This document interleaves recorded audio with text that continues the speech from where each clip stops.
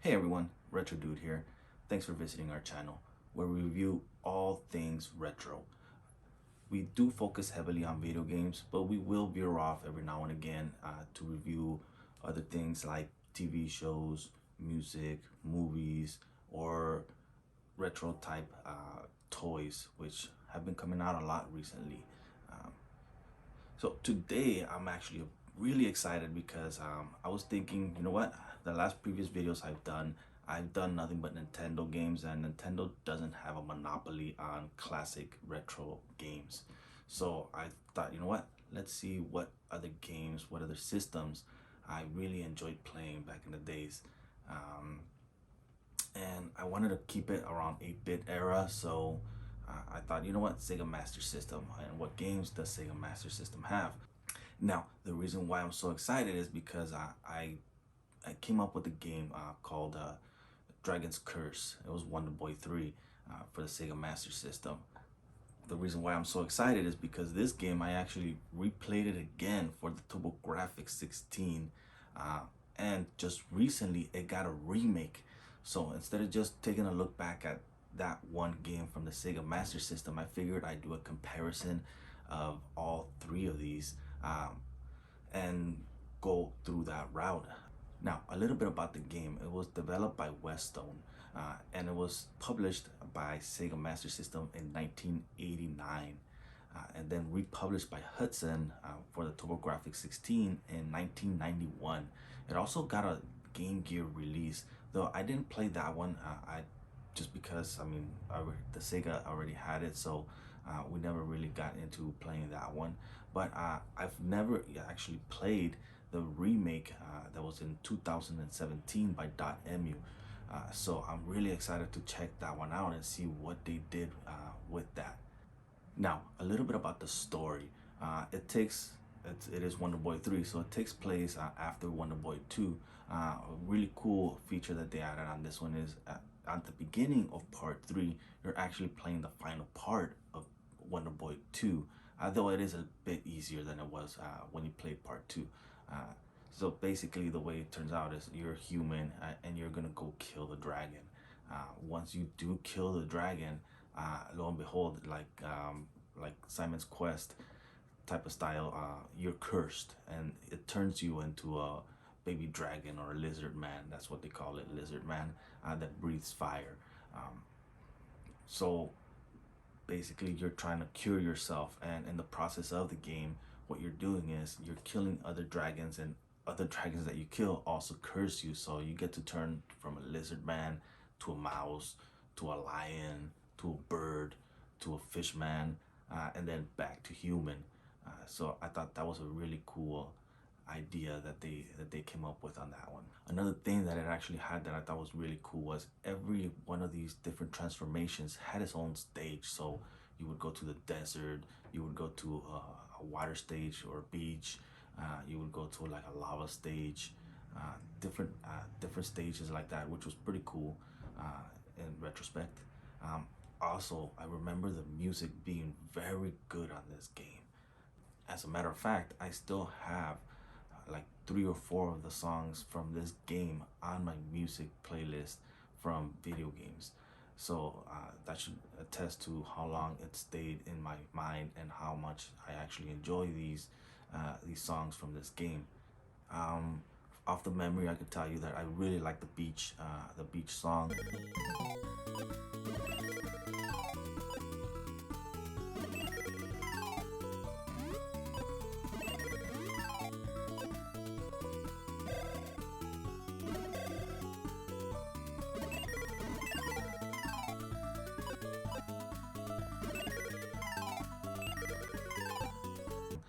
The mouse one was actually pretty cool as well.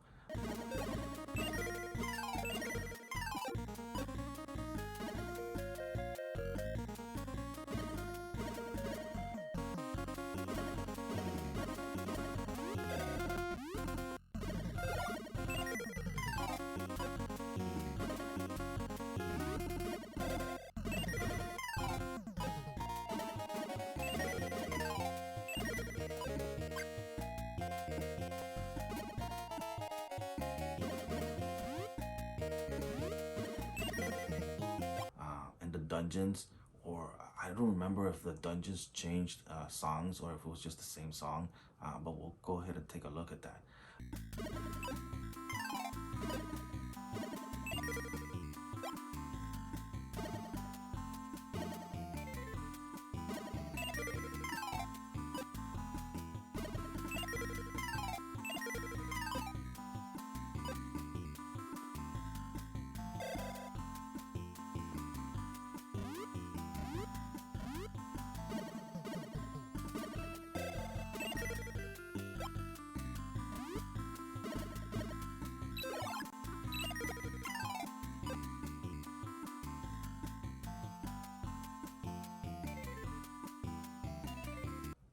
So another thing that I found really cool when I was researching this game is that it was actually Game of the Year back in 1989 when it was released for the Sega Master System by a magazine called EGM, which stood for Electronic Gaming Monthly. It's still talked about and considered to be one of the best 8-bit era games to be released. I wouldn't say that it was the best one or anything, but it is high up there just because of how great the graphics looked, especially for a Sega Master System game back in the day. So definitely gonna take a look at that and see how it's held up over time on that. What I'm gonna do is I'm gonna play all 3 games. We're gonna see if they held up to the test of time, if they're still fun, and we're actually gonna take a look at the .mu as well to see how well they did on that remake, how loyal they kept it to the retro style on it. I'm pretty excited about it, guys. So let's have a look. Time to play the game. And we're back, guys. Before we get started, I just want to remind you guys, if you like the content that we have, click the subscribe button. If you guys have any suggestions, put it up in the comments and we'll definitely take a look at the games that you liked. Also, if you want to check out all 3 playthroughs, I actually recorded and I uploaded all 3 of the playthroughs. Check out on the comment section below. I actually put the links for all 3 playthroughs. I did cut out a lot of the grinding for money. A couple of suggestions that I would have for you is actually don't try to grind too much in the beginning, just because you want to do it towards later on in the end when you get what's called a lucky sword. That one actually has a higher percentage to give you more money. So I would probably just not waste my time in the beginning so much as towards the end when you just definitely need to collect it. As it is, most of the weapons that you get from the world itself are pretty much in the strongest venue anyway, so you don't really need to purchase that many as long as you just find the ones hanging out around the world. Another thing that I found, which I really found really cool on this game, was the special items that you get. They're actually really useful. A lot of the games, especially back in the days, they would just add those special items and you never really took a look back at them, or you just sit on 1 or 2. This one I actually find myself playing with more than one. I remember using the boomerang a lot. Definitely I liked it because it was a recyclable one. Since it came back, you didn't waste any items on that one, so it was pretty cool. There was a arrow that just shot up because there's clouds that can hit you. You definitely use that one a lot. There was a thunder that just basically like a screen nuke, so which was pretty cool on that.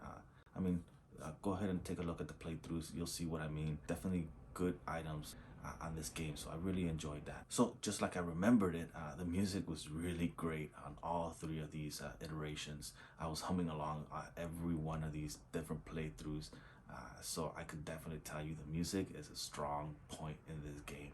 So starting off with the Sega Master System, I could definitely tell you that it's very impressive graphically. For the limitations that it had, what they were able to produce, there is a bit of flickering on it when there's like big sprites go moving around, but other than that, it's not really, it doesn't affect the gameplay, and it looks really good for that type of era game. Music wise, it's also pretty good, but I would definitely say that it took a hit on just the amount of channels that the Sega could have produced back then, so it didn't sound as rich as the other 2 did for me. Another thing that the Sega Master System had was the difficulty curve. Out of the 3, I found that one to be the most difficult of the 3. I would probably say that dragons were a little bit more aggressive, especially that last boss. It was a bit more aggressive than the other 2, so watch out for that if you do decide to play that one. All right, next we go on to the TurboGrafx 16. Now this one, basically a 16-bit system and had a little bit more colors on it. So it did look a little bit different. I wouldn't say it looked much better than it did on the Sega Master System, though it did, not noticeably, to be honest. I don't know if it's a knock on Hudson or if it's a praise for Sega that they actually were able to make it so close together, being two different generations of systems. Now where it definitely did take a big step forward was in the music. The extra channels actually make the music pop. I don't know how to explain it a little bit better, but it just sounds a lot fuller, like it was intended to be. I really enjoyed this iteration of the music that was playing. Definitely, you want to check that out from the TurboGrafx 16. As a quick note, this is the version that I actually have on my playlist of the music. I haven't played the .mu, so I couldn't tell you how good the music was on that game yet, but we'll go a little bit over that in a little bit. Another thing that they added on the TurboGrafx 16 is it now had a save feature, whereas on the Sega Master System, all you had was just a password. So save feature, definitely a thumbs up on that. So now we're looking at .mu. This was a remake that was basically introduced to all the current gen systems, PS4, Xbox One, Steam, Switch, so you can find it anywhere you wanna look for it. A little bit about .mu. They do remakes quite often, and I've actually played a lot of their games already. I know they did Ease, which I'm very big fan of. So that's where I actually started noticing their name pop up for me. They did Streets of Rage 4 as well. They publish a lot of great remakes. Now, mainly it's just for the mobile markets that they release their games for. I definitely like what they're doing, and if you're a retro fan, you definitely want to keep an eye out on this company. Right off the gate, when you start the game, because of the additional buttons that you have on a controller nowadays versus what you had before, you found that playing is a little bit better. Instead of just like pressing down and jump to use the items, now you just have a button dedicated to using the items, which is a cool feature. It took me a little getting used to it when I first started playing it, because I was used to playing the other two, but that's just a nice added feature to it. One thing that I really like that they did, and this is one of the reasons why I probably think .mu is really into retro gaming and enticing us as retro gamers, is they added a feature to go retro. That's right, so from just a button press, you can go to the graphics, from the updated graphics to the retro graphics. And again, just put another press of the button, you can go from updated music to the retro music. This was a very cool feature that I definitely took plenty advantage of. I personally played it. You could check out the playthrough. I played it with the graphics updated and with the retro music, which I enjoyed. Another thing that they added, which I thought was a pretty cool little feature on it, you could go to the title, and instead of just being Wonder Boy, you could switch it to Wonder Girl. I thought it was a cool little feature that they added on it. Graphically, wow. They did hand-drawn style, cartoonish on it, and it looks absolutely beautiful. I could definitely tell you I'm a fan of what they did on that. One of my favorite aspects of it was when you're as a mouse and you're running through the field. It just looked gorgeous. It was a moving art piece for me, in my opinion. So I definitely want you guys to check that one out. Another one that I really enjoyed as well was the lava stage. I mean, it looked pretty bland when you were playing it on the TurboGrafx and on the Sega Master System. On the .mu version, it looked very nice. I could definitely tell you this is why I'm a fan of .mu.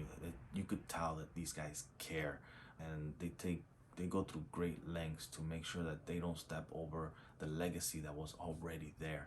Besides the fact of everything that they added, everything that they did to it, the core gameplay is still the same. It still plays the same. It's still really enjoyable. So I could definitely say graphically, that's a huge thumbs up for me on that. Music wise, they actually added true musical instruments, so that's a nice little touch on that. Another thing that they did, which I think sounded like a really cool idea, was the localization of the music. So for example, if you're like in a samurai stage, it sounds like music from that period. If you go to like the beach stage, like I said, it's like one of my favorite songs on that one. It sounds like you're at the beach. It has that tropical vibe to it. So I thought that was a cool little feature that they added. They added additional levels to the game. So and everyone is specific to the character that you're playing. So basically, if you're a Birdman, you have a stage that only the Birdman can do, and you can't switch between anybody else. So you have to play as the Birdman. You have to play as a mouse. So every one of these different characters that you have has its own little stage that was added besides what the actual game was.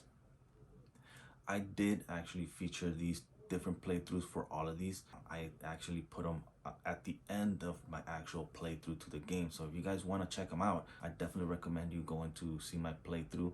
And if you just want to see those playthroughs, I will actually be linking to each one of them on my playthrough. So you guys definitely want to check that out. Another feature that they added was just like TurboGrafx added the save feature, they do have that as well, but now it's just an auto save feature, so you could just pick up and play anywhere, and you just start back up to the town, which is a pretty nifty feature.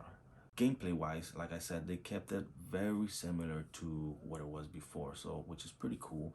They did add additional little features. For example, the items now have descriptions. So for example, like the Prince armor, that one, and the description, it says it captures the hearts of everybody. So because some of these items do have special abilities, and on the previous two you just didn't know what they did, but on this one, I mean, captures the hearts of others. It basically just says you get more hearts for defeating enemies. So that's pretty cool, little feature that they added on it, and doesn't drive you crazy or throw you into Google to see what the hell is going on with these different items.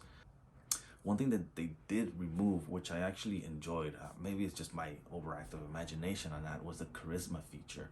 The charisma feature, you would get these little stones that were random from enemies that added additional charisma to you. So, and also different armors would go up or down on the charisma. So what that basically, how I imagined it anyways, was if you have a dingy armor and you go into a shopkeeper, like they wouldn't sell you their top tier stuff. And the higher your charisma, like the higher you look, the more gems you had running around, the shopkeepers would see, oh well, this guy has money, and they would sell you the better items. So that's basically how it worked on the previous two iterations, Sega Master System and TurboGrafx 16, is you actually had to collect these gems. You had to switch out armors to make you look better so that you could be able to buy these different items or different weapons, armors. If not, the shopkeepers would not sell them to you. But they removed that from the .mu, which I think was a bummer. Actually, I like that feature. Like again, it's not a deal breaker. It's not a game breaker or anything. It's just something that I actually enjoyed and preferred on it.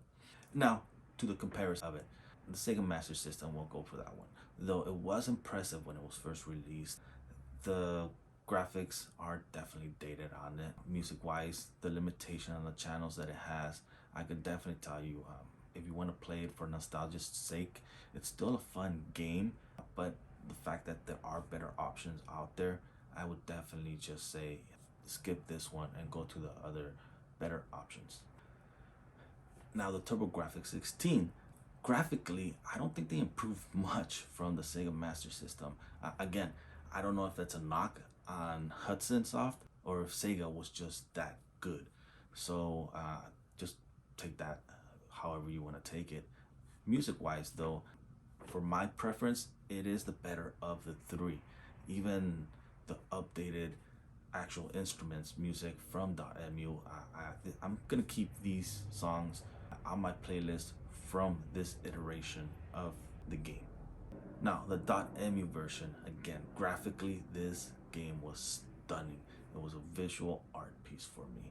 I really enjoyed that mouse level that I was mentioning earlier. Just running through the field looked gorgeous for me. The lava stage, like I said, there's also another stage that I really liked. It was just basically, you could consider it just like a painting.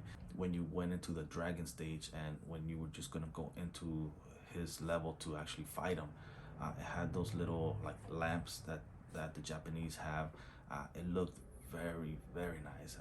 I really like that. Now, musically, I'm a bit torn just on the fact of I didn't seem to enjoy it as much as I did for the TurboGrafx 16 music, and I do appreciate what they did updating it, and I do understand where they were going with it, just localizing it. And on paper, I know it sounded great just saying it. I mean, hey, we're gonna localize it to every character. I like the updated instruments on it. Actual instruments actually sounds a lot better on it. If you're in the samurai stage, it sounds like you're in the samurai era. You go to the beach, it sounds like you're going to the beach. So I like that idea. I don't think they implemented as well as they could have if they had just focused on just making the songs a little bit better. Now, a little bit of clarification on this point. When I mean it was localized, what I mean is it's the same song. They just changed the tone of it so that it sounds more like that stage looked. So that's why I mean if they had just concentrated on one song to be better, I think they could have probably just knocked that out of the park. I don't want to sound like I'm saying, oh, these songs, these remade songs actually sound bad. They don't. They actually sound good. I just wish that they would have spent a little bit more time on it and just making the song better than localizing it.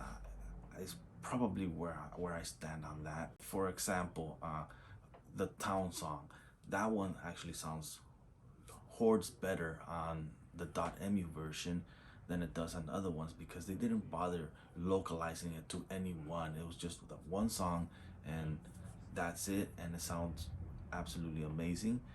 The others do as well. It's just that the localization of it, I think, took away from just the sheer improvement of the song. And with that said, I could definitely tell you it is personal preference. It doesn't mean that it is better. I'm not saying, oh, well, you guys suck if you guys like the newer, upgraded music on it. It's just that for me personally, I think that's what it is. And maybe it's just that I'm a retro guy and I like the retro music. Now, .mu scratches every itch for everybody. I definitely think that this is the better iteration of all three. Just the sheer fact that you can jump from upgraded graphics to retro graphics, from updated music to retro music. I mean, where else would you want to go with that? You could play the retro like you like it, or you could play the updated like you like it. And I definitely, like I said, personally, I played the graphically improved version with the retro music, but you could do whatever it is that you want while playing this game. And that's one thing that .mu did that I definitely think they knocked it out of the park.